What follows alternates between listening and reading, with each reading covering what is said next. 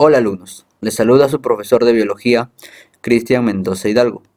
El día de hoy veremos el segundo periodo de la era cenozoica, el Neógeno. El Neógeno se llama Neógeno al segundo de los tres periodos que compone la era cenozoica. Este empezó hace 23 millones de años y acabó hace 2,59 millones de años, y es el tiempo en que se desarrollaron los simios y los homínidos. Se reparte el Neógeno en dos épocas, el Mioceno y el Plioceno. Sin embargo, hay una propuesta en una comisión internacional de estratigrafía que pretende añadir al Pleistoceno y al Oligoceno al Neógeno, queriendo eliminar la última era cenozoica, la cuaternaria, argumentando que ya la Tierra se había enfriado desde el Neógeno. Pero esa propuesta aún no es válida, así que continuamos con la división normal. Entonces empezaremos con el Mioceno. El Mioceno comenzó hace 23 millones de años y finalizó hace 5,3 millones de años. El clima del Mioceno es mucho más fresco y seco que el de la época anterior. ¿Por qué? Se formó un casquete de hielo en la Antártida, el cual iba acumulando la humedad. Y es por ello que va disminuyendo también el clima tropical. Así como los bosques también van perdiendo su área. Y toda esta área es tomada por las hierbas. Recordemos que las hierbas aparecieron en el Eoceno. Y en esta época es donde se expanden en grandes praderas. Por todo el mundo surge un grupo de hierbas conocidas como chaparral, en las cuales podemos destacar a las leguminosas, a los gladiolos, a las efedras, etc. La prosperidad de las hierbas trajo consigo también la prosperidad de los animales ungulados, los herbívoros que se alimentaban de estas hierbas. Por ejemplo, tenemos ahí a los primeros caballos, cebras, antílopes, etc. Es por ello que al Mioceno también se le conoce como la edad de las hierbas. En el Mioceno se contempla la aparición de un gran grupo de mamíferos. Ya había en ese entonces mastodontes, mapaches, comadrejas, hienas, osos, rinocerontes, gatos, camellos, caballos, etc. Los grandes simios relacionados con el orangután vivían en África, en Asia y en el sur de Europa. Los primeros homínidos empezaron a evolucionar en el este de África, específicamente en Etiopía, en el Valle del Rit. En la siguiente imagen podemos apreciar una representación del Mioceno. Nos damos cuenta de la abundancia de hierbas formando sabanas y praderas.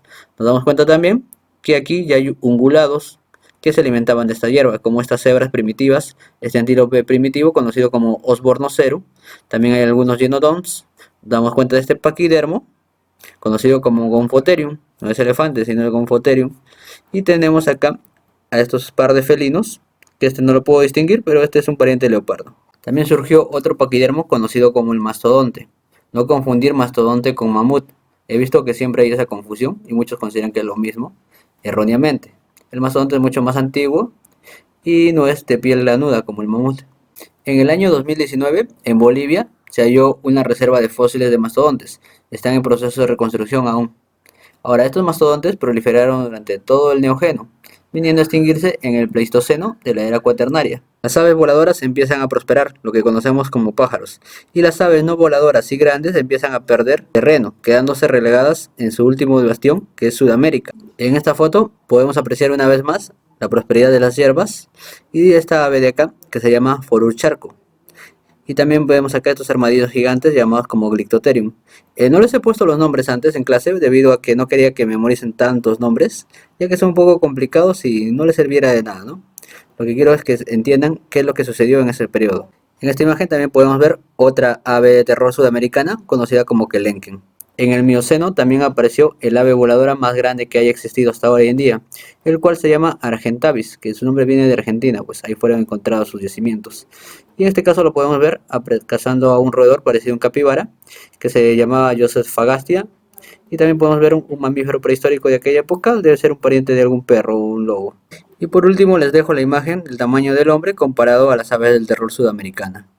Como pueden ver, había aves muy grandes en aquella época. En los mares del Mioceno progresaron las ballenas, los delfines, los tiburones y las focas. Gracias a la merma de los bosques aparecieron lagunas en estepas. Tuvieron mucho éxito algunos animales pequeños, tales como roedores, ranas, serpientes y pájaros que vivían alrededor de estas lagunas. Y en los mares reinaba el tiburón más grande que haya existido hasta la época actual, conocido como el megalodón, que significa diente grande. Apareció en el Mioceno y se extinguió en el Plioceno. Ahora veamos los sucesos geográficos del Mioceno. En el Mioceno se termina la elevación de las grandes cordilleras empezadas en el Oligoceno. Entonces se acaba de dar forma a lo que son los Alpes en Europa, el Himalaya en Asia y las cadenas montañosas en el continente americano. Hubo un descenso del mar, lo cual hizo que muchas especies pudieran migrar de una zona a otra, lo cual generó un impacto sobre las faunas de estos lugares, como en África, Eurasia y Norteamérica. En el Mioceno ocurrió algo conocido como la crisis salina mesiniense. ¿En qué consiste esto? En la imagen podemos apreciar lo que es el mar Mediterráneo, así se ve hoy en la actualidad, y une Europa con África y con Asia. Este mar se secó en el Mioceno. Al secarse generó una crisis salina, ya que toda la sal que estaba en este mar dejó de ir al océano. Y podría preguntarte, ¿no? ¿Qué importancia tenga que el océano pierda sal? La importancia es lo siguiente. La sal sirve para derretir el hielo. Entonces, el mar, al tener menos sal de lo común, el hielo empezó a formarse con mayor regularidad. Entonces, el planeta siguió enfriándose. Esta crisis ocurrió hace un aproximado de 5.33 millones de años, dando origen al Plioceno. Ahora sí, hablaremos del Plioceno. Se extiende desde hace 5.3 millones de años hasta los 2,59 millones de años atrás. Veamos los sucesos geográficos del Plioceno. Se siguen formando cordilleras y cascadas volcánicas, pero lo más importante del Plioceno es que se forma el Istmo de Panamá. Pregunta de examen. Este se formó al colisionar Sudamérica con Norteamérica. Hay que recordar que tanto Sudamérica, Oceanía y la Antártida estaban unidas. Estas se fueron separando. Quiere decir que conservaban especies en común. Es por ello que en Sudamérica había una abundancia de marsupiales, aparte de las aves del terror. Esos marsupiales empezaron a extinguirse con la llegada de la fauna norteamericana. Llegaron los lobos, llegaron los tigres dientes de sable y otros animales carnívoros. Las aves del terror sudamericana también corrieron la misma suerte. No solo vieron perdidos sus alimentos, sino también sus espacios y hábitat, y poco a poco también se fueron extinguiendo. Los camélidos propios de Norteamérica también llegaron a Sudamérica y estos se transformaron en lo que conocemos hoy en día como vicuñas, llamas, guanacos, alpacas. Y estas aves también migraron hacia el norte, y es más, ahí es donde se extinguen. En la siguiente imagen podemos ver a la Titanis guayeri, la cual se extinguió en Norteamérica debido a la migración del sur al norte. Otro evento geográfico importante es el descenso del mar entre Alaska y Siberia, lo que genera el estrecho de Bering. Esto facilitó más migraciones ya a nivel mundial. Entonces vemos que los animales de América migraron hacia Asia, y estos se expandieron hacia Europa y hacia África, y lo mismo en viceversa. El enfriamiento de la Tierra redujo las zonas tropicales en una estrecha franja ecuatorial, lo que hoy conocemos como el Trópico de Cáncer y Trópico de Capricornio. Mientras más nos alejábamos de los trópicos, más se iba enfriando la Tierra. Entonces las selvas dieron paso a los bosques dieron paso a las sabanas, y las sabanas fueron dando paso a lo que conocemos como desiertos en África y en Asia. Solo que en aquella época todo se estaba congelando. Los árboles de hoja caduca aumentaron también. Las hojas caducas son aquellas que se caen y luego salen nuevas hojas. Ahora, en los bosques ya fríos proliferaron las coníferas, mientras que los pastos colonizaban áreas extensas dejadas por los bosques. En la siguiente imagen podemos apreciar las coníferas y más o menos así eran los bosques fríos de aquella época ya.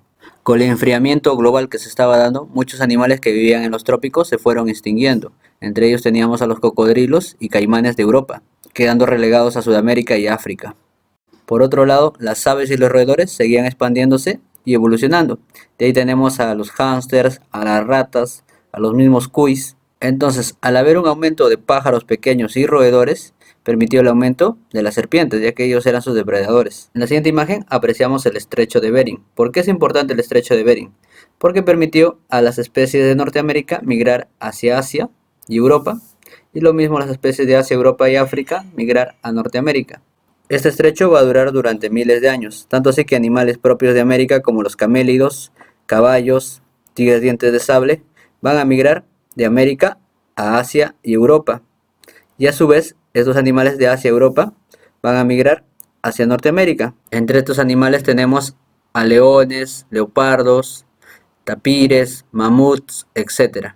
Mientras la Tierra todavía era semicálida, en Eurasia prosperaron los tapires, rinocerontes, antílopes y vacas. También las especies invasoras, como los camellos y los esmilodontes, conocidos como tigre dientes de sable, los cuales al llegar a Asia compitieron con otros depredadores como los osos, perros y comadrejas. Y estos depredadores propios de Asia también migrarían hacia América, ¿no? Como los osos, los perros y las comadrejas. Y es más, esos osos también llegarían hasta Sudamérica, siendo parientes del oso anteojoso peruano. Los marsupiales sudamericanos se iban extinguiendo, pero los marsupiales seguían reinando en Australia, ya que Australia estaba aislado del mundo. En la siguiente diapositiva he puesto dos marsupiales del Plioceno.